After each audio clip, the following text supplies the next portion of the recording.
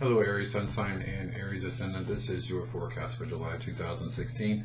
And this month starts out with the Sun, Mercury, and Venus in your fourth house. So the fourth house correlates with the sign Cancer, and it has to do with home and family. So you can definitely resonate with that, saying that there's no place like home, and or home is where the heart is. There's definitely, at the very least, a desire to spend more quality time just enjoying the comforts of home, and once again, with your family. Okay, this can indicate perhaps working from home or working on a home-based project. The big thing that with the fourth house is it's the house of motherhood, and what I see with the fourth house is often with this kind of energy that you have this month, it often means there's a need to take care of yourself on an emotional level. So in other words, you have to mother yourself, you have to nurture yourself, and in typical Aries fashion, there's usually a lot of hustle and bustle, a lot of busyness going on, okay?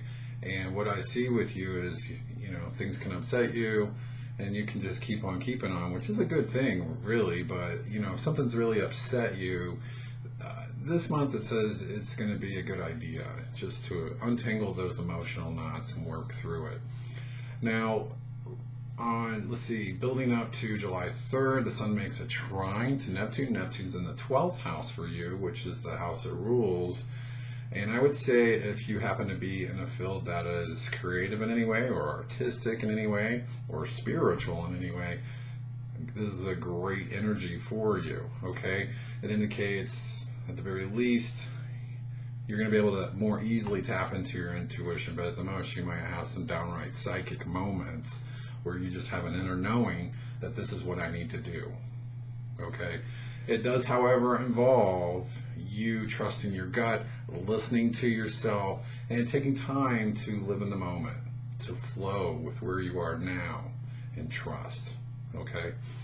Now, July 4th, there is a new moon in Cancer, home and family for you once again. So there can just be, on a simplistic level, it can just mean a great opportunity to spend time with your family, maybe a really fun-filled event, spending time with your family or hosting something from your home. On an emotional level, it can say that you can have some powerful insights about certain things that have troubled you emotionally, and it can help you to get some better clarity and to empower yourself in some way. Now, Venus makes a trine to Mars, again, building up to July 7th. July 7th, when it's exact, you got Mars in the 8th house. Mars rules the 8th house. And you got, again, Venus in the 4th. This is yet another great aspect for being artistic, being creative. If you happen to be an artist in particular, this indicates that you're going to be able to really put your emotions into your work. And just in my personal opinion, that's always the best art, when I can just feel it on an emotional level. Not something that necessarily makes you think, but just something where you just feel the intensity of it, whether it's anger or depression or it's happiness, it's lightheartedness, whatever it is.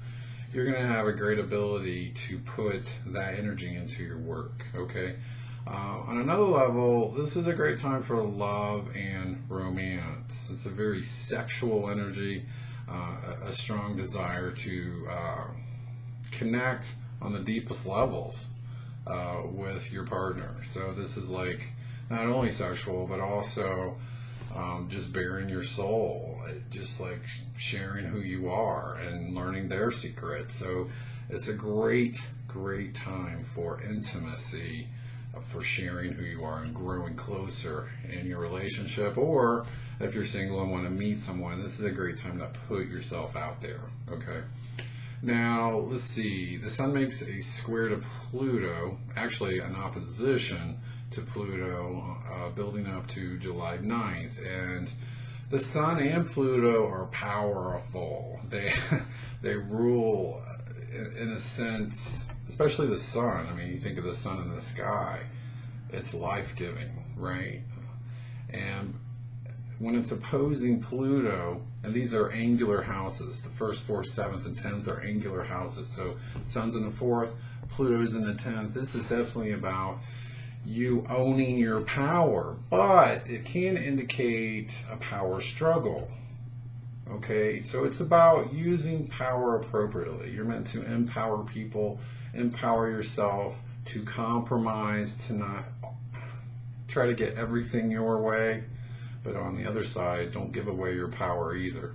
Okay, so it's about the delicate balance of power. So it can indicate a power struggle with who you work for, like your boss or supervisor or the company you work for. And it can indicate in your home that you're too overpowering. So just be careful with that energy. Now, for a big chunk of the month, Saturn makes a square to Neptune and Jupiter. This is called a T-square formation. So let's look at this. Saturn is in your 9th, and Neptune's in your 12th. Jupiter is in your 6th. And this can indicate that your belief systems are being challenged. And Saturn's retrograde, again, it's in the 9th house for you. And this can say you're being pushed, in a sense, by the universe to open up, to think about other philosophies, other ways of living your life. This can be in a spiritual way. In a sense, it's just needing to be more, to live more, to get yourself out of any rut you're in, to be courageous. And that's really a big keyword for Aries energy, courage. But there can be a fear of letting go of established patterns and routines in your life, because in a sense there's fear of the unknown. But this energy is really about you doing your absolute best to face your fears, to face your fear of how things might go wrong in the future. So you're learning to be adaptable and to have more faith and to face your fears once again. And let's see, finally, there's a full moon on July 19th in Capricorn. So for you in your 10th house, so there can be some big issue that has to do with your career. Another way to say it is a big goal that you have for yourself. So if you've been working, really dedicating yourself to a goal, what I'd like to say is the full moon in Capricorn is usually a really good time of how do I say this? It's like harvest time in a sense for you. So I would definitely say that this month you have a great opportunity, just in summary, to take care of yourself, get in touch with your family, get in touch with your own feelings for that matter. And as far as career goes, to build yourself up to a new level of accomplishment. A lot of it has to do with having faith and confidence in yourself. So that concludes your forecast for the month of July. But I would like to say, just in closing, if you would like something more detailed, please click on my contact link, and we can talk about setting up a good time for you to discuss the intricacies of your chart and also your forecast of where you are in your life right here, right now, and also in the upcoming months ahead. So there you go. I hope you have a great month, and I'll talk to you next month. Bye-bye.